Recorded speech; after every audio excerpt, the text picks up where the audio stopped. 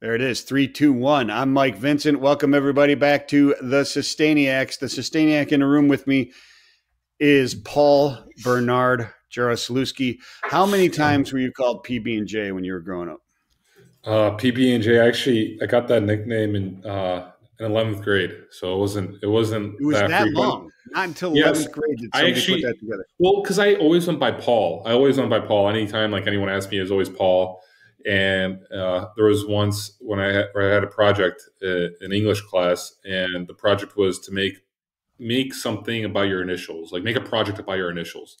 And that's when I was like looking at my initials, and it was PBJ, and it was like dead front center of the project was PBJ, and everyone in the classroom was like, "Oh, it's PBJ." So that's actually in 11th grade when I was 17 years old. Or that's when you looked down and said, "I have to reveal my secret." Yeah. Well, up to that point, it was Paul the Wall or Tall Paul. So Paul the Wall. I don't know where Paul the Wall came from, but I had a friend named Paul Berlin. Okay, and we played basketball, and so we went. We finished high school in like 1983. So we went through the whole height of the Cold War and all that kind of stuff. Sure. And he was always getting charged with blocking fouls in basketball. So his nickname was the Berlin Wall, actually. That's funny. In our volleyball team, we had 6 players above 6 feet. And I think all of them were Polish.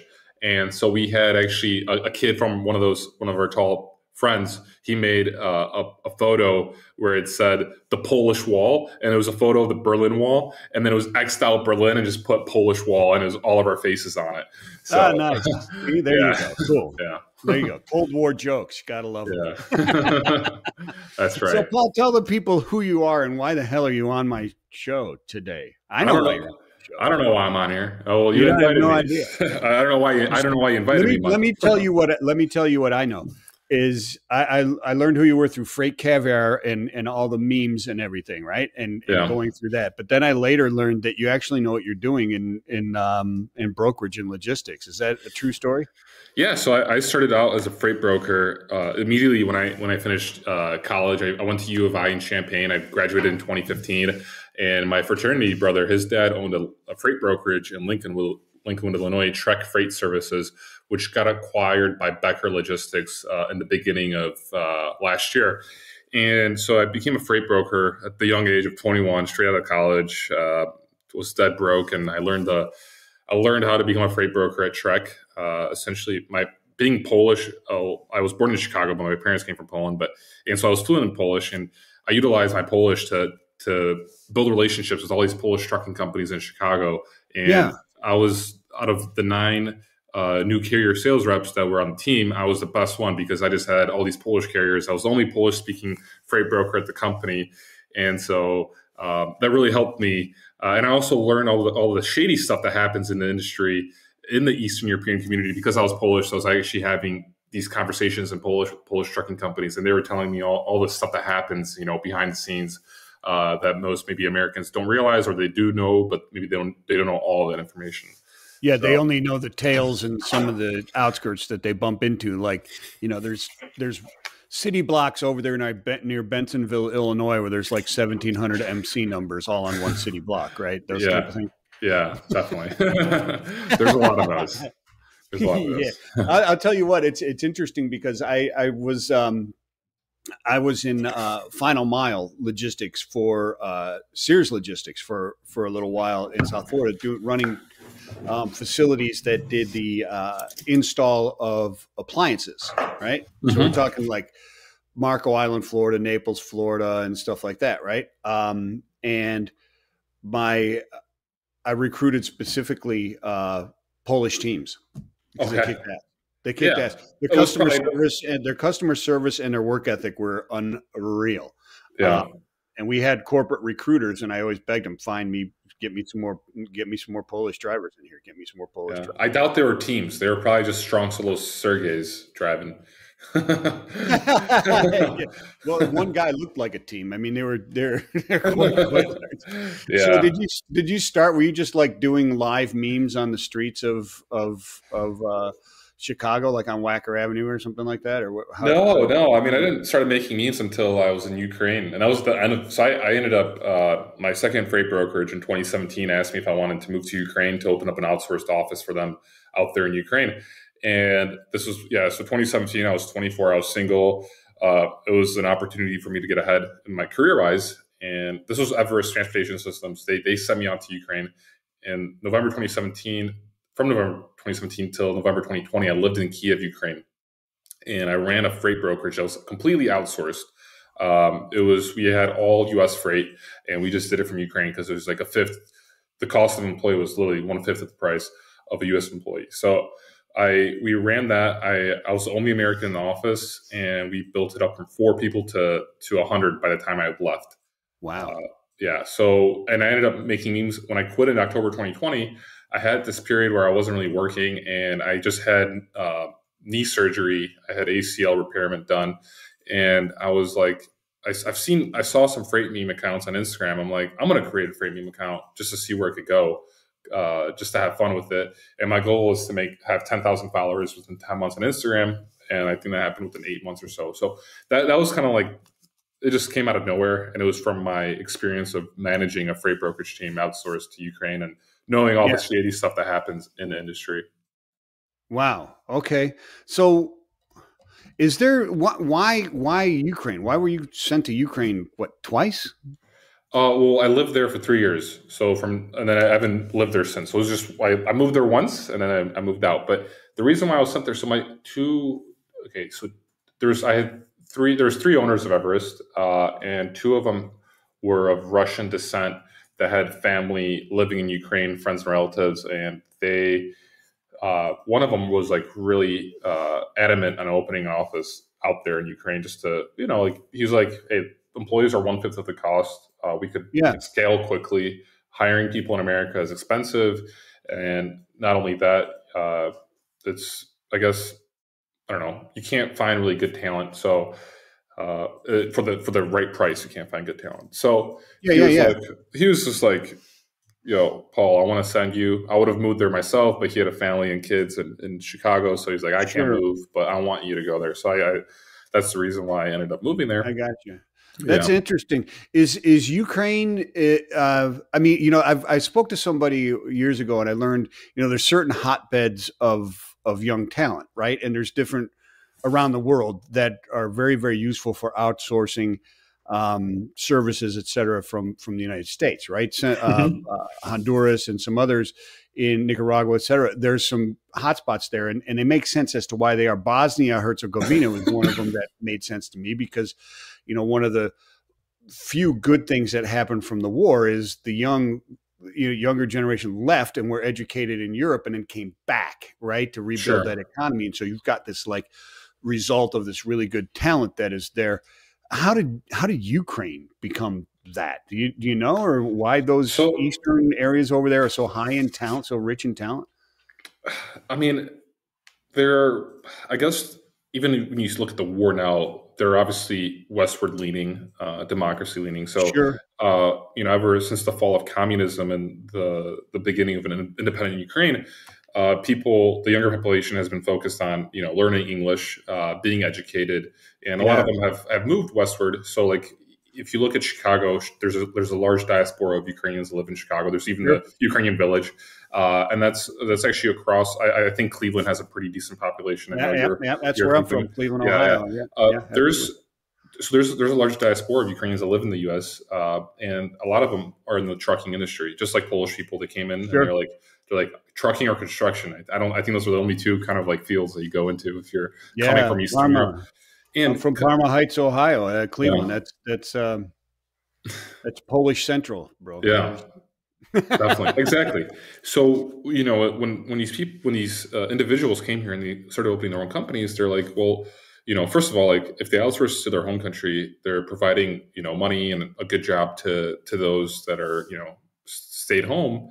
Yeah, and they're also saving a lot of money because they don't have to pay 5 times more to an American. So I think a lot of that happened, and when you see that the larger the diaspora in the U.S., the more employees there are based in those countries back home right now in logistics. Just because if you have a computer and a phone, you're set. If you know English and you're trained, you could be anywhere in the world. You could be of, from any background, any country, any culture. It's easy to learn we're not doing rocket science booking freight. Yeah. It's quite simple. You just get on the phone and you call trucking companies and you build relationships with them. And you do. So, and that's an interesting point though. Is that support from that area mainly on the carrier sales side and not from the shipper acquisition side? Or that's a great question. That's a great question, Michael. So in the beginning, it was strictly tracking carrier sales and account management. It wasn't anything to do with customer acquisition, right, and customer sales. But towards the end, so by the time I had left, there was a lead generation team, and they actually were, what I've heard, were crushing it. And then that led to them creating a customer sales division. And I heard there was a rep in Kiev from completely from Ukraine who's generating more revenue from a shipper or from shippers than US based customer sales team. There was overall, the owners of the company decided they're kind of testing it out. They're like, I'm not sure this is going to work, because we're not sure if shippers are going to want to work with, let's say, a foreign team. But it ended up actually working. And if you're well educated and you know the language well, you could literally do customer sales abroad. You don't have to be in the US. Yeah. There can't be any hint of overseas though, I would think. It's got to be very, very seamless. That's actually, it depends on the individual, because some people are kind of fascinated by it. They're like, oh, you're from Ukraine? Tell me more, like it creates a conversation. I'm sure it can if you can have that conversation, but we've all had that call into a customer service and you just hang up because you're just dialing to find somebody you can understand, right? No offense. So that's where the language aspect comes into play. If you know the language very well and you're able to, actually talk to the person, have conversations, then people are kind of fascinated by it. Especially, like if you're sitting out there in St. Louis or somewhere and you're just like, talking to Americans all day, all of a sudden someone calls you from Ukraine, it's like, oh, okay, like, tell me more about yourself. And there's an opportunity for it to lead to a sale. Obviously, it's more difficult, but it's not like 100% no deal kind of situation. So, gotcha. Yeah, gotcha. That's really interesting. Is there when you're out there doing it along the same lines? So, is it learning? Are you teaching when you went over there and you're opening up the shop, right? And you're bringing these people on board? How important is, say, knowledge of the business as opposed to pop culture in the United States to build those relationships? And I imagine Boris Panoff studying American culture like 9 hours a day. Well, I don't think it's even, you don't study pop culture. You more or less are ingrained by it because people here are fascinated by America. They love America. So I'll give you an example. Like my girlfriend's godson.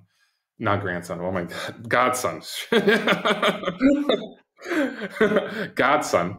That's what you say, right? Your girlfriend is, what are they, a babushka? No, but godson, right? That's like that's a term for it. Yeah. Okay. So this guy's like 10 years old. And literally I was in America a few weeks ago and he was like begging her for me to bring the Mr. Beast Feastable chocolates back home because he's been watching this Mr. Beast on YouTube. And this guy's 10 years old. So people, and like even my girlfriend, I showed my girlfriend America for the first time this past summer. And it was her first time in the US. And it's been something that she's been dreaming about since she was a kid. And everyone here watches The Office. Everyone here is ingrained in the music culture, the TV shows. The Office is our gift to the world. We stole it from England and it's still okay. We made it better. Just like anything. Yeah, we did. There's no doubt. Michael Scott is far superior. I agree. Yeah, the UK version is bland. It was a great concept, but at the end of the day, execution is the most important. So, so when it comes to American culture, people here are fascinated by the American culture. They listen to it, they watch it. They are up to speed with the rise of the internet. Back when I was younger, it used to take like, when there was like a song that was a hit, like in the US, it took like around 2 to 3 months for it to be a hit in Poland. And I remember as like a kid, I always noticed how delayed Poland was, but now it's all up to speed. It's all like the internet's just expedited everything.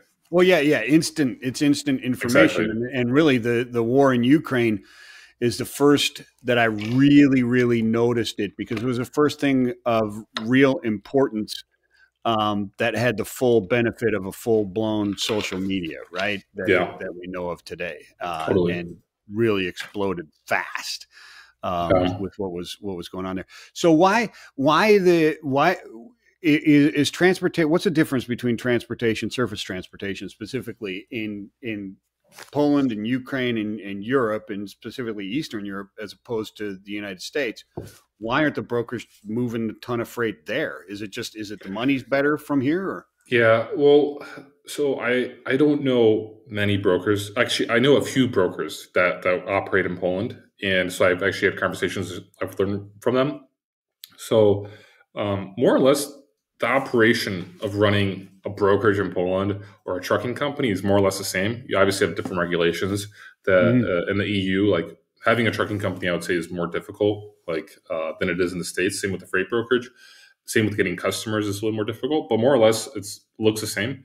And I think that a lot of companies, especially if you look at Ukraine, if you look at Macedonia, Serbia, I think it's definitely the money aspect. Like you're able to make a lot more money in the U.S. market because the U.S. dollar is a lot stronger. Yeah. So I guess that's the reason being for it. I mean, you don't see American brokerages in France, Germany, the UK, Spain. Where more or less I guess the quality of life is the same as in the U.S. So it definitely comes down to the fact that you can make a lot more money on the U.S. market. Yeah, that makes sense. That makes a lot of sense. And with the fascination or fixation on America, and it's interesting because you know what, my kids, I keep them fascinated.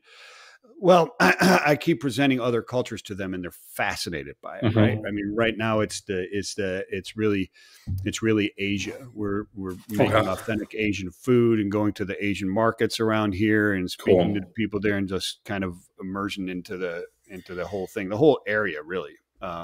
Korea, Japan, China, et cetera, Indonesia, et cetera, which is really cool. Um, Definitely. I'll get them into my heritage someday, the Polish heritage. Although I do, I make my dumplings and my cabbage and There we go. my my haluska, my pierogies, and all that kind of stuff. I Of make course, all the good Polish food, I should say. totally. I make it. But hey, before we transition, talk a little bit about sustainability and logistics and stuff like that, because we need to do that. Um, Hmm. the audience that is going to be watching this is probably mostly not actually in logistics and doing logistics, although I'm training them Okay. and teaching them about it, because I contend, and I'm sure you would agree, that logistics basically and supply chain runs the entire world. And so the issues that we have really with the environment are caused by supply chain, not in a nefarious way or anything like that. And the solutions will come from supply chains, and supply Sure. chains will be disrupted by those solutions as Hmm. well. But quickly, what's Freight Caviar? What's Shipper CRM? What are you doing? And tell the people. So Freight Caviar began with just freight memes I was doing for fun, having fun. Originally called Shipping Pallets, and then I changed it to Freight Caviar. It was kind of funny when I changed my username on Instagram from Shipping Pallets to Freight Caviar. I got a backlash of people were like, "Why are you changing your name? Like Shipping Pallets is so much better than Freight Caviar. Like what's Freight Caviar? This is weird." And then I feel like nowadays I get a lot of good feedback, positive feedback. So and I and I knew it was the right choice because I was like, it was a gut feeling. And so if anyone's listening, it's like everyone has that gut feeling and they know Yeah. what's the right choice or not. Always follow your gut and hone in on that feeling because it's super important, especially when you're building something. But so I changed it to Freight Caviar, just memes for a long time, and then I ended up building up my audience. Right now, I'm almost at 30K on Instagram, almost 18K on LinkedIn. Got the newsletter going, but essentially, it was funny. So Ryan Rogers from TextLocate reached out to me to do some sponsored posts on Instagram, and I'm like, damn, this is pretty cool. Like, if Ryan's reaching out to me, then I could probably get maybe a few other companies that could sponsor some content. And at that time, I was running a freight brokerage, a small little freight brokerage that was mine, and I had a couple of partners on it, but I wasn't loving it. I actually hated it. I was like, this is just finding like calling shippers and stuff like that. It's a grind, dude. It's a grind, man. It's a grind. At the same time, I didn't have the right tools in place to build my book of business. And actually, that's one of the reasons why we're building shippercrm.com right now, is to help individuals to make it more interactive and more educational, and kind of help people create their book of business with the application. But with Freight Caviar, I ended up turning it into a podcast because I wanted to network with people in the industry. And then afterwards, I created a newsletter, and you could subscribe on freightcaviar.com. And essentially, this newsletter is I wanted it to be like the morning brew of freight. I always read Morning Brew every day before booking freight when I logged onto my computer. And I was like, it'd be cool to have this information, but to be more niche-based, informative on the logistics industry. And that's kind of like the vision I've had for a while. So I was like, I'm going to do this. So I was like, I have the audience, and it's like, what can I do now with that audience? And it's been like step-by-step approach. And then I ended up partnering with Christian Gebis, who actually, funny enough, we met on Twitter a few months ago. I reached out to him because I thought he was working on this other application in logistics, and I wanted to interview him on my podcast. Turns out he was working on a new application, and he saw the benefits of partnering with me because I had the audience. So we're working on that. We're actually in a beta launch right now. We're bringing on 10 to 20 customers, and just going to slowly but surely grow it from there. And I'm really excited about that. So shippercrm.com is essentially a tool for anyone that's looking to get new shippers, new warehouses in their, for them to become your customer. So you log on. It's a regular CRM, just like you would use HubSpot or Zoho or anything like that. But it's specifically designed for people in logistics. So it's not like basic or generic. It's specifically designed so it's for those that are in logistics. It's easy to use. And then on top of that, if you're looking to request a shipper's information, you can literally click a request button, and we'll get you the contact information to the shipping manager, like let's say at Walmart, so that you could have a phone number and the email address, so you could call them yourself and hopefully get them as a shipper. And on top of that, we're building out an educational content to be part of Shipper CRM, where brokers could learn to become better at sales and to know more on how to build a relationship with the shipping manager. So, oh wow, and and I'm with Freight Caviar. I kind of take this approach where FreightWaves has Sonar, Freight Caviar has Shipper CRM, kind of like trying to do that together in a way. So it makes perfect sense to do that. And I like the idea of a CRM that is specific to logistics, right? I mean, CRM, I always was Salesforce, which is nothing wrong with Salesforce. It's just, it is so advanced and so customizable. Yeah. That obviously you can be a Salesforce professional and make six figures just running somebody's Salesforce. Oh, totally. Of course. Will your CRM link into the financials as well eventually, or does it already? We want to. I guess it just we're slowly building it up. One step at a time, right? Exactly. Yeah. But that's definitely the goal for that makes sense. Very cool. All right, let's jump into some stuff. You want to talk about some sustainability? Let's do it. Why not? Yeah, you could say no, but it would make it a less interesting show. Because it might be more interesting if you just argue with me the whole time. That would be kind of fun. You know what? No, I have some things to say about the sustainability aspect of logistics. I feel like just from talking to certain individuals in logistics, I've been able to somewhat have like a grasp on the importance of it and where we're headed. So yeah, well, what are your thoughts? Let's hear your thoughts. So, or would you like me to start? Because I have my thoughts too. Okay. I mean, you want to go ahead, Michael, and then sure. Let me lay this down. Let me lay this framework down from you, and we'll just go from there. So I think there's three different things that are going on, right? Because when you talk about sustainability, we use sustainability as as being green, environmentally friendly, right? And we also think of renewables as environmentally friendly and so on and so forth. And either one of them actually mean that, right? I mean, when you look at like the power grid of the United States and people say, well, 40% of it is renewables. Yeah, but that's chopping down wood and burning it. That's not green. It is renewable, but it's not green. It has nothing to do with it.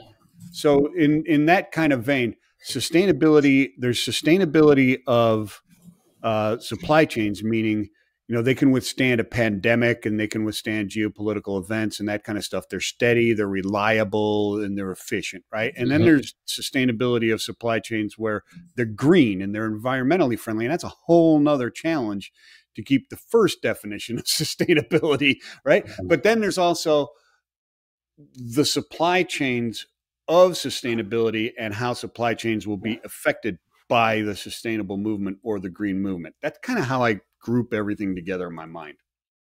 Sure. So you want to hear my take on sustainability in the logistics sector? So you're definitely connected with, oh boy, what's his name? Oh man, this is going to be embarrassing. Yeah, who's the VP of sustainability? Matt McClelland. Yeah, VP of Sustainability at Covenant Transportation. So he was on my podcast over a year ago, and I actually got to connect with him at Manifest a few weeks ago. And so I've learned a lot from him. And then last week I had this conversation with a company from Hellman, from a guy from Hellman in Germany. His name is Henning. And so I guess Western Europe, the EU, is really, striving for, to, I don't know how to say it, become more sustainable. Yeah.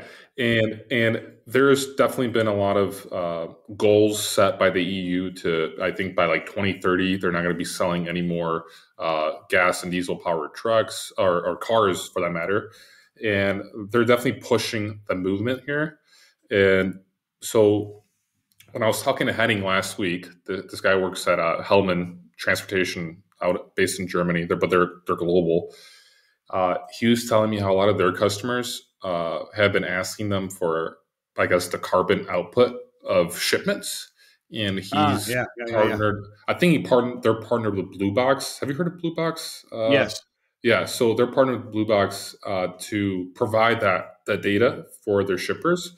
And he was saying that from what I got from him is that like even small shippers are interested in that information because the small shippers are somewhat being like forced by their customers, which tend to be large corporations, to provide that information. Because what's happening is, and this is happening in America, where you have Target, Walmart with all these net carbon, goals by 2040 and all.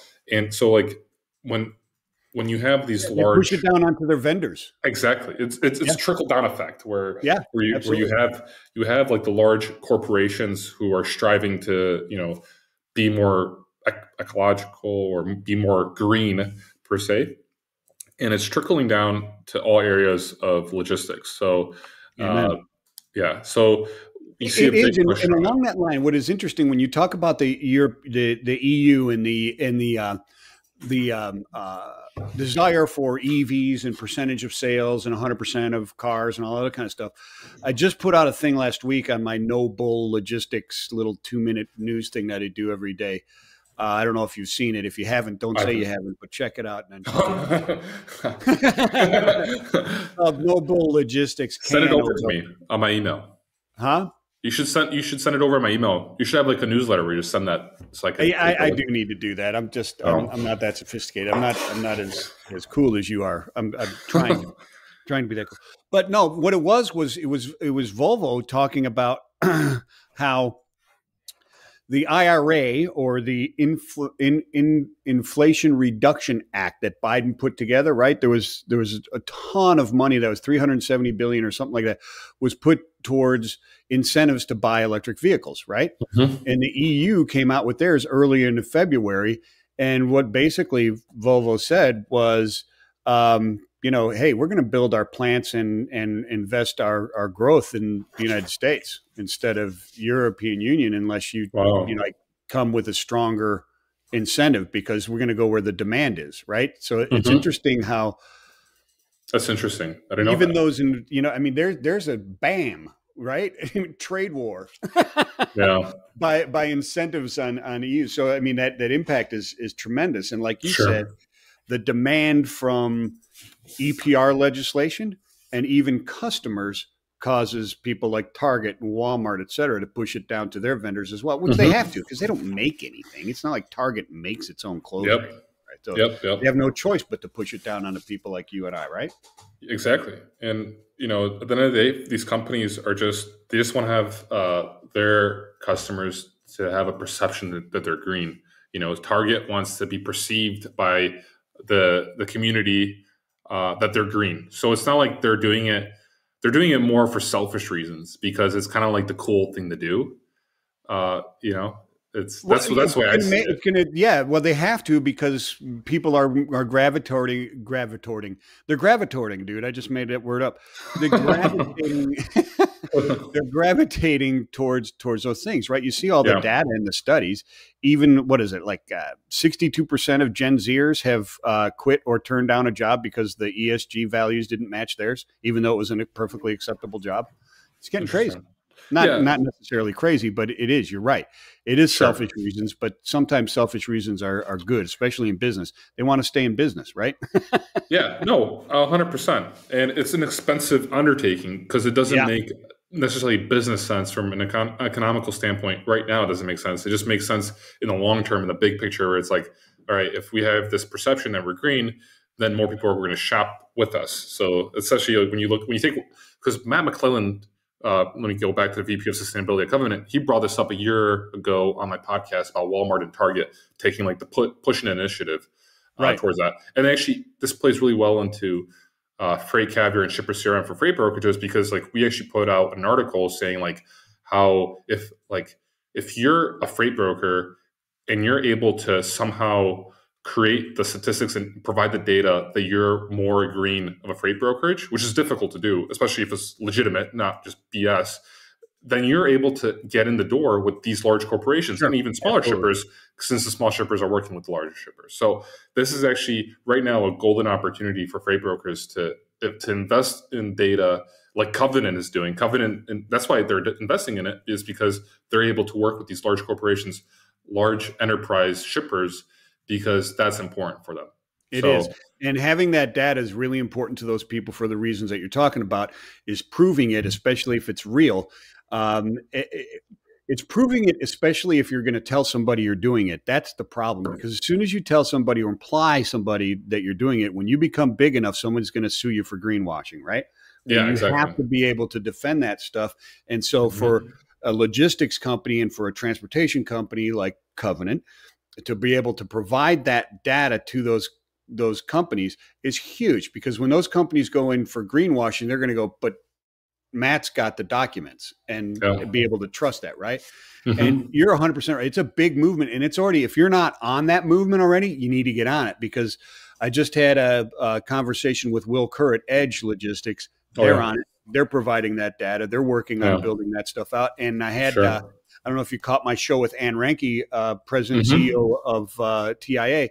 It's a huge movement within the members of TIA, which, as you know, is transportation intermediaries. So it's picking up steam.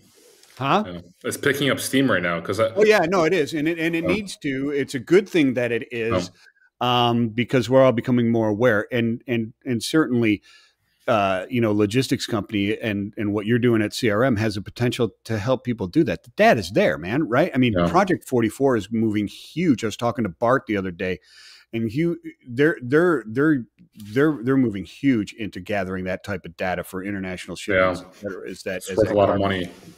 Yeah. There's a lot of importance there. There. So, what are your thoughts on alternative fuels? You get into the alternative fuels, the hydrogen and stuff like that. I'm not really well educated on it, to be honest. I don't want to say anything that's wrong or misleading. And right. And at the end of the day, like, I don't have enough information. Go ahead. It'll make it more interesting. Just make a statement. I've heard hydrogen. I've heard hydrogen is the best form of clean energy. And I guess that's all I could say. And I don't know any other forms. Let's stay in the wheelhouse of TMSs and CRMs and logistics and stuff like that. Is it legitimate? Is it legitimate to talk about the TMS as being a tool to go green or to reduce carbon footprint? Is that a legitimate argument to make? So I think that we're going to see that in the upcoming years, where TMSs will be probably integrating with some provider. Because you said that Project 44 is investing millions of dollars into providing. Because like what we've seen in the last years is there's a lot of greenwashing, like you said, and there's Sure. like more or less that was kind of like accepted because it's like, oh, whatever, like uh, we'll just we'll believe it, and we're going to turn a blind eye on it or whatnot. But now that it's actually going to become a really important topic, and companies are investing millions of dollars in this, I think we'll see like Project 44 and other companies be able to kind of somewhat make the broker's life easier in being green enabled. And so Right. once a company does that, because I don't think any TMS will go ahead and invest millions of dollars into having that in their system. They're probably just going to integrate with a partner like Project 44 to provide that data. So Yeah. once we see Project 44 and other companies come out with it, I think TMSs will really quickly start integrating with it. So Yeah, they'll be like the Intel inside. They'll grab that data. Yeah, exactly. Absolutely. Yeah, putting this stuff together. I think you're 100% right. The other thing that really, I had Bill Driegert on from Uber Freight, and I wanted to get your opinion on this as well, as if you're familiar with the SSC that they're doing there, right? Uber Freight, Convoy, JB Hunt. I'm sure there's more. Hopefully there's a million that have joined the thing. I haven't checked the website in the last few days, but the scheduling standards consortium, right? Sure. What's your opinion on that? Because I think it's brilliant that they found this really, really useful and abundant data source that has traditionally been like held close to the vest, that really has no competitive advantage whatsoever. Sure. But it is really advantageous if we share it and are transparent with it, right? What's your thoughts on that? Yeah, that's actually a main topic of Manifest, which happened a few weeks ago, was co-opetition. Yeah. Where it was like being collaborative with your competitors. And I think what a lot of companies are seeing, especially these large Ubers and Convoys, they see this as a massive industry. And if they collaborate, that's still the market's still so big that they could both benefit from it. So I think that's why you're seeing it, is because they got to a point where they're like, okay, we're not going to have the majority of the market, but at least together we could both work on getting a larger chunk of the market. And I think that's why we see a lot of co-opetition these days. Sure.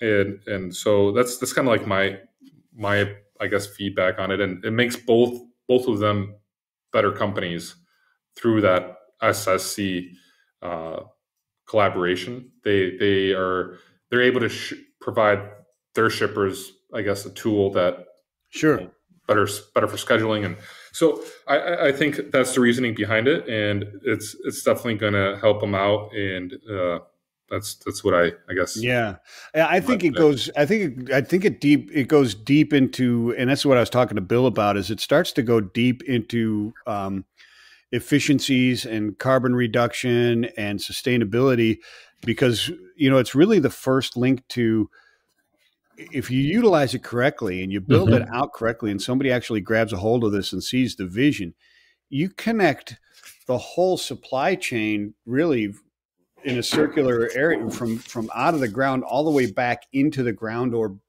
beyond into the ground, and circular back into the industry through this type of collaboration of information that is really not that competitive in nature, right?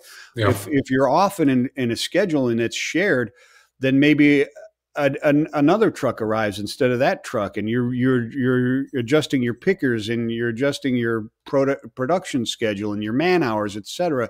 And there's so much data, and you can take this thing so far for efficiencies. I just think it's a brilliant little kernel catalyst that hopefully will just explode into all these other things that are linked into it, because it's that one link of the chain. And there's many other links, but it's one link of the chain to start the collaboration from, and then you link everything else, and boom, suddenly you've got, from Jakarta to Bensenville, Illinois, everybody is connected along that chain and understands those, and you can adjust everything accordingly, right? Or at least predict things as well, which is, I think that's the effort of a lot of people, like, Project 44 and Teletrans and people like that. Teletrans, the one that nobody knows of. I've never heard of them. Right? Because they deal in stuff directly out of the ground. It's not that sexy. but Okay. they're big and they're really good. IntelliTrans, they're out of Denmark. They have I know they're people down in Atlanta, but they do kind of the Project 44 type of thing, but it's all out of the ground, straight out of the ground. Okay. Which is really, really cool stuff. Here's one thing that I read that I wanted your take on it. The last time I asked somebody about this, it kind of fell dead, but I think you might like this idea. What do you think about the notion of, now this is a strange word, but the utilitization of urban delivery systems?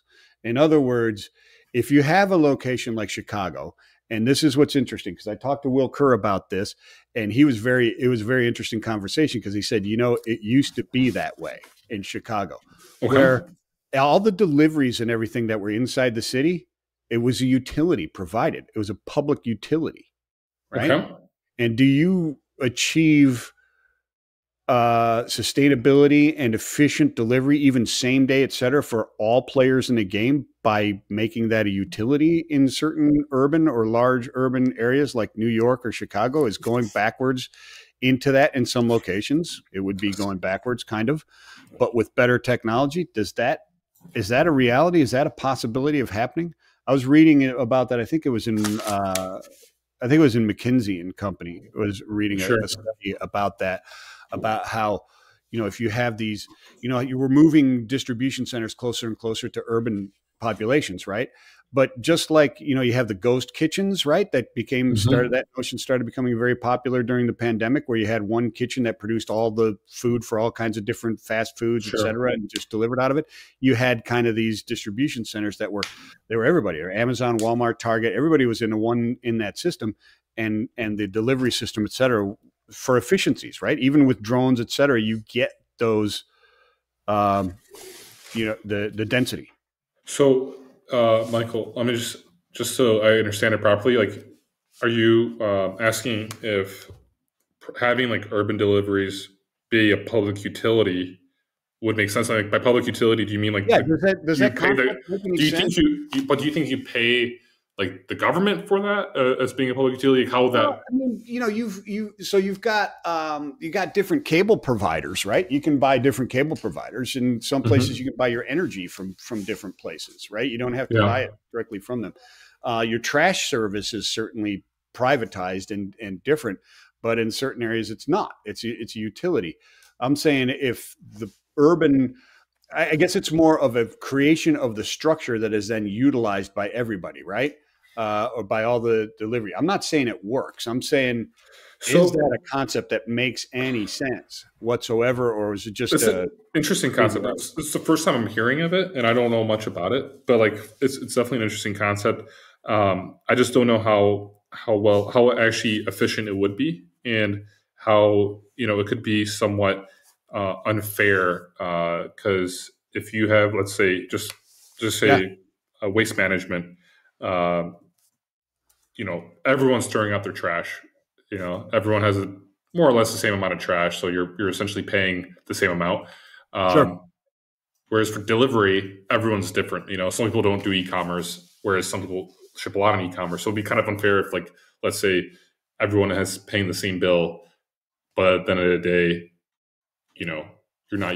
If I'm understanding this properly, because I might not be understanding it properly. No, you are. You totally are. That's why it was put forth as in this article as something that urban planners need to be looking at, and will be, prediction prognosticators, right, of the future of I guess taking it out to its ridiculous conclusion of trying to go as efficient and green as possible. Sure. And when you think about it, it's not all that crazy, except like you're saying, from the competition side. And that's what I'm talking about is, can capitalism and competition survive that type of thing? Does it make any sense to do something like that? I don't know.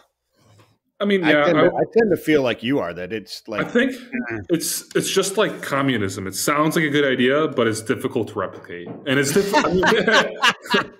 It's difficult for it to actually work properly, and there's going to be a lot of mad people There'd be a lot So of mad people, right? yeah, I mean, yeah, yeah, I guess it wouldn't work. I guess we've tried that before. I think didn't yeah, I don't know. yeah. There's these, Celebration, I guess down in Orlando was Disney's idea of this whole perfect town that was going to have that type of stuff. Utopia. And there's been other Ave Maria, I think it's another city down by Naples, Florida that was I forget who bought that pop. I don't know. Anyways.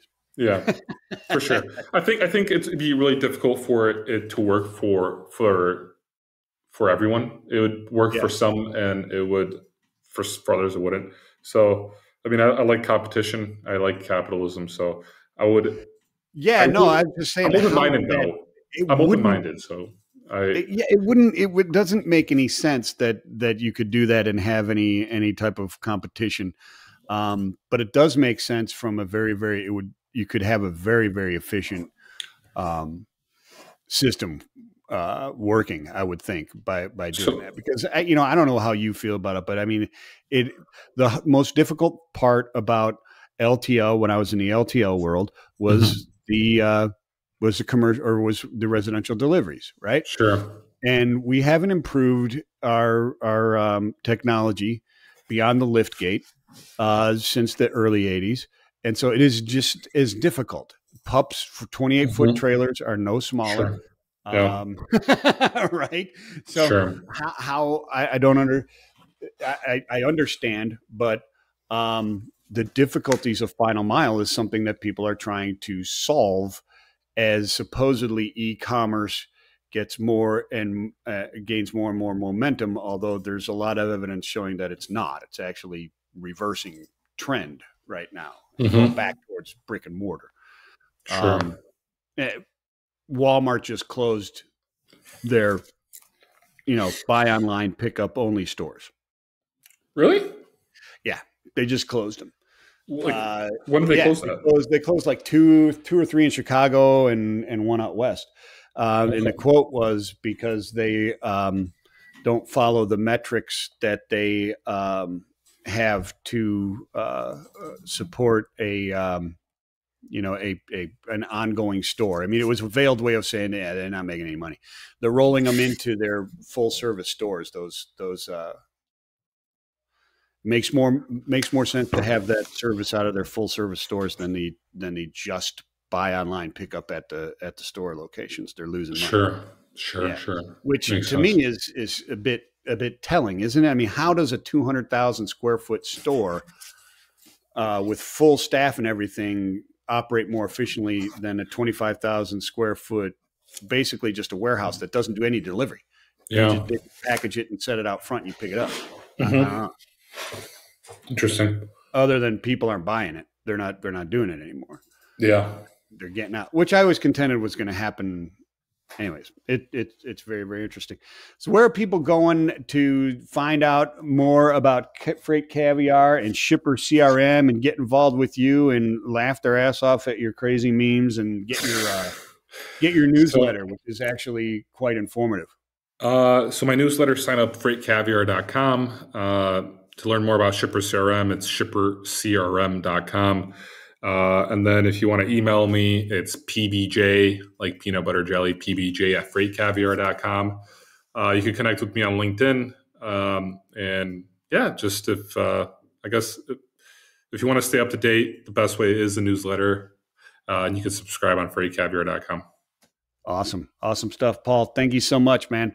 Thank you, Michael. Hey, we'll do this again. We'll have to update again what's going on. And listen, I just have to say, I love the creativity with the name Shipper CRM.